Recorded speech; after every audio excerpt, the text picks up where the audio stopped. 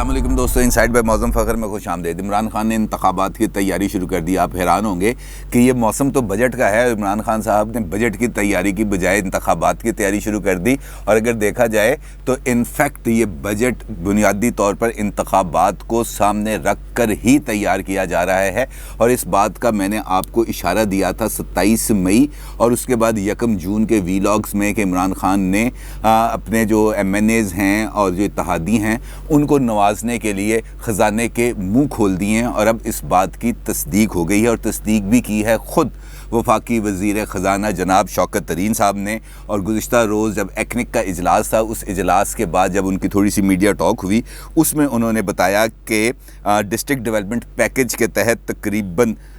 350 अरब रुपए के मंसूबों की मंजूरी दी जा चुकी है। और ये मंसूबे आइंदा माली साल के जो PSDP है, डेवलपमेंट जो प्रोग्राम है होता है, एनुअल डेवलपमेंट प्रोग्राम, उसके अंदर शामिल किया जाएगा। और इसके तहत बेशुमार मंसूबे हैं तकरीबन वो बनाए जाएंगे। तो इसका मतलब ये हुआ कि जो बजट है ये बुनियादी तौर पर इस बात को मद्देनज़र रख कर तैयार किया जा रहा है कि हमें मुमकिना तौर पर इलेक्शंस के अंदर जाना है और इंतखाबी अमल का हिस्सा बनना है। लिहाजा इंतखाबी अमल का हिस्सा बनने से पहले हमें अपने हलकों के, जिसे वो पंजाबी में कहते हैं ना, मुँह मत्था, तो वो मुँह मत्था ज़रा निकालना है। कुछ वहाँ पे कुछ तरक्याती मंसूबे, कुछ तरक्याती स्कीमें मुकम्मल हों ताकि जो लोगों का जो गुस्सा है, जो उनका PTI की गवर्नमेंट के ऊपर जो गिले शिकवे हैं, उसका किसी हद तक तदारुक किया जा सके। अब ये जो इस पर जब मैंने फर्दर इसकी थोड़ी सी तहकीक की तो मालूम हुआ कि ये जो डिस्ट्रिक्ट डेवलपमेंट पैकेज है, इसके तहत सिर्फ इसमें से यानी कि 350 में से जो 134 अरब रुपए हैं, इसके तहत जो मुख्तलिफ़ हलकों के अंदर अज़ला में जो सड़कों की तामीर मुरम्मत है, इसके तकरीबन 1113 मंसूबे मुकम्मल किए जाएंगे। और इसके साथ साथ जो दिलचस्प बात है वो ये है कि सिर्फ लाहौर के अंदर जो PTI के MNAs के हलके हैं, उन हलकों में तकरीबन 7 अरब रुपए के तरक्याती मंसूबे शुरू करने का प्लान है। इसके साथ साथ पंजाब और KP के जो MPAs हैं उनके लिए बिल्कुल अलग से तरक्याती मंसूबे शुरू किए जा रहे हैं। तो इसका मतलब यह है कि इमरान खान साहब ने बिल आखिर ख़जाने का मुंह खोल दिया है और अपने अरकान असम्बली से कहा है कि इस बहती गंगा में से हाथ धो लो, क्योंकि पता नहीं फिर इस बात की दोबारा को नौबत आए या ना आए। लिहाजा जिसने जो करना है, जिसने जिस किस्म की तरक्याती स्कीमें बनानी हैं वो बना लें। अब अगर देखा जाए तो इमरान खान साहब बाज़ दफ़ा ना ख़ुद अपने ही कही हुई बातों के चुंगल में फंस जाते हैं। जब वो कंटेनर पे खड़े होते हैं तो उस वक्त ये फरमाते हैं कि जनाब ये जो तरक्याती फ़ंड्स हैं ये इनफेक्ट करप्शन है और ये अरकान असम्बली को सिर्फ़ और सिर्फ इस वजह से दिए जाते हैं कि वो अपने जो इंतखाबी अखराजात हैं वो उसकी वसूली कर ले। और अब भी अगर हम देखें तो अगर उनकी वो वाली बात दुरुस्त है तो फिर ये भी उसी सिलसिले की कड़ी है। तो इसका मतलब ये है कि इमरान खान साहब और माजी की क़यादत के अंदर कोई फ़र्क नहीं रह गया। अच्छा, इस हवाले से जो दिलचस्प बात यह है कि एक वफाकी वज़ीर हैं, बड़े सरगर्म वफाकी वज़ीर हैं, उनके साथ एक छोटी सी मुलाकात हुई, थोड़ी सी गैर रस्मी मुलाकात थी। और चूँकि उनके साथ जो गुफ्तगू हुई उसका बेशतर हिस्सा जो है वो ऑफ द रिकॉर्ड था, लिहाजा मैं अब उनका नाम तो नहीं लूँगा, लेकिन वो जो उनके साथ चूँकि एतमाद का रिश्ता है तो उनका नाम लेना मुनासिब भी नहीं है। और चूँकि उन्होंने ख़ुद भी मना किया है तो नाम लेना किसी भी सूरत मुनासिब नहीं है। लेकिन ये ज़रूर उन्होंने बताया, इस बात को भी उन्होंने भी कन्फर्म किया कि इमरान खान साहब जिस वक़्त सेनेट के इलेक्शंस हुए थे उस वक़्त असम्बलियाँ तोड़ने के लिए भरपूर तरीके से तैयार थे और हमने उनको बड़ी मुश्किल से रोका। लेकिन अब भी वो किसी भी वक्त किसी भी हवाले से इस हवाले से इंतखाबात के हवाले से सरप्राइज़ दे सकते हैं। और PTI के जो अरकान असम्बली हैं, सीनियर लीडरशिप है और जो कैबिनेट अरकान हैं, उन्होंने इस हवाले से प्राइम मिनिस्टर को मुकम्मल तौर पर क्लीन चिट दे दी है कि जनाब आप जिस वक्त मर्ज़ी जो चाहें इस हवाले से आप फ़ैसला कर सकते हैं। और प्लान ये है कि कौमी असम्बली को सिर्फ तहलील किया जाएगा, पंजाब और KP की इस सूबाई असम्बली को تحلیل نہیں کیا جائے گا. یہ ان کا ماننا ہے. ان کا ماننا یہ ہے کہ اس وقت انتخابات کے اندر اگر ہم جاتے ہیں, یہ بجٹ کے بعد جیسے یہ بجٹ منظور ہوتا ہے اور یہ فنڈز فوری طور پر ترقیاتی فنڈز کو ریلیز کیا جاتا ہے اور ترقیاتی منصوبوں کو 7-8 مہینے کے اندر مکمل کیا جاتا ہے, تو اس کے بعد لوگوں کا جو پی ٹی آئی کے اوپر غم و غصہ ہے, جو ان کی جو ناراضگی ہے, وہ تھوڑی سی کم ہو جائے گی. اور اس صورت میں جب نون لیگ کے اندر بیانیے کی ایک لڑائی موجود ہے, شہباز صاحب اور مریم صاحبہ کو لے کر ایک کانفلکٹ موجود ہے, پیپلز پارٹی بالکل سائیڈ پہ ہو چکی ہوئی ہے اور مولانا فضل الرحمان بھی اس وقت سیاسی تنہائی کا شکار ہے, تو اپوزیشن اگر متحد ہوتی تو شاید ہم یہ والا فیصلہ نہ لیتے. اب چونکہ اپوزیشن ہی منتشر ہے تو لہٰذا اس انتشار کا ہمیں فائدہ ہو سکتا ہے اگر ہم ارلی الیکشنز کی طرف جائیں. ان صاحب کا یہ بھی کہنا تھا کہ عمران خان صاحب جب اپوزیشن میں تھے تو وہ یہ کہتے تھے کہ 4 سال کی مدت ہونی چاہیے اسمبلی کی, اور میرا یہ خیال ہے کہ اس اسمبلی کی مدت بھی تقریباً 4 سال ہی ہوگی. اب اگر ان کی اس بات پر ہم غور کریں جو انہوں نے باتیں کی ہیں تو خاصی حد تک قرینز قیاس لگتی ہیں, اور وہ اس وجہ سے کہ واقعتاً اگر ہم دیکھیں تو اپوزیشن ہمیں مختلف ٹکڑوں میں بٹی ہوئی نظر آتی ہے. نون لیگ کے اندر دیکھیں تو ہمیں 2 مختلف آراء نظر آتی ہیں. احسن اقبال صاحب کی رائے ایک ہی معاملے پر کچھ اور ہوتی ہے, جبکہ رانا ثناء اللہ کی رائے بالکل مختلف ہوتی ہے. مثال دیتا ہوں آپ کو, 2 دن پہلے بلاول بھٹو صاحب نے ایک پریس کانفرنس کی, اور اس پریس کانفرنس میں انہوں نے جہاں پر حکومت کو بہت تنقید کا نشانہ بنایا, تو ساتھ ہی انہوں نے نواز شریف صاحب پر بھی تنقید کی. انہوں نے لاہور کے جو رائیونڈ کے وزیر اعظم کے حوالے سے کہا کہ جو رائیونڈ کا وزیر اعظم ہے اس کو کنوکشن کے باوجود بھی ملک سے باہر جانے کی اجازت دے دی جاتی ہے, جبکہ جو نواب شاہ کا صدر ہے وہ بیمار ہونے کے باوجود جیل میں رہتا ہے اور وہیں پہ اپنا علاج کراتا ہے. تو یہ احتساب کا بھی دوہرا معیار ہے. اس نقطے پر جب شام کو آپ کو پتہ ہے چینلز کے اوپر جب ٹاک شوز ہوتے ہیں تو ایک چینل کے اوپر احسن اقبال صاحب بیٹھے ہوئے تھے, دوسرے چینل کے اوپر رانا ثناء اللہ صاحب بیٹھے ہوئے تھے. تو جب احسن اقبال صاحب سے پوچھا گیا تو احسن اقبال صاحب نے کہا کہ میں یہ نہیں کہنا چاہتا کہ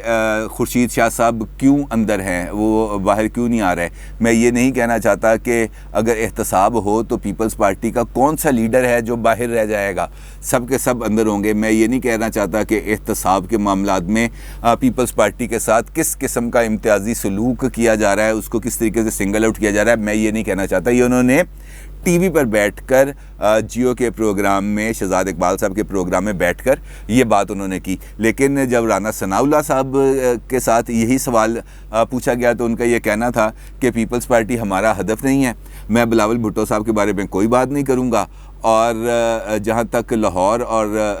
جہاں تک رائیونڈ اور نواب شاہ کی بات ہے تو وزیر اعظم بھی پورے پاکستان کا ہوتا ہے اور صدر بھی پورے پاکستان کا ہوتا ہے. صدر نواب شاہ کا نہیں ہوتا, وزیر اعظم رائیونڈ کا نہیں ہوتا. تو انہوں نے اس بات کو بڑے ڈھکے چھپے انداز کے اندر ویل لیفٹ کرنے کی کوشش کیا. وہ کرکٹنگ ٹرم کے اندر یہ ویل لیفٹ کا ایک بہت بڑا آپشن ہوتا ہے جس میں وہ کہہ دیتے ہیں ویل لیفٹ, اچھی بات کی آپ نے اس بال کو چھوڑ دیا. تو ایک طرف ہم یہ دیکھتے ہیں کہ وہاں پہ ویل لیفٹ ہو رہا ہے, دوسری طرف احسن اقبال صاحب اور شاہد خاقان عباسی وہ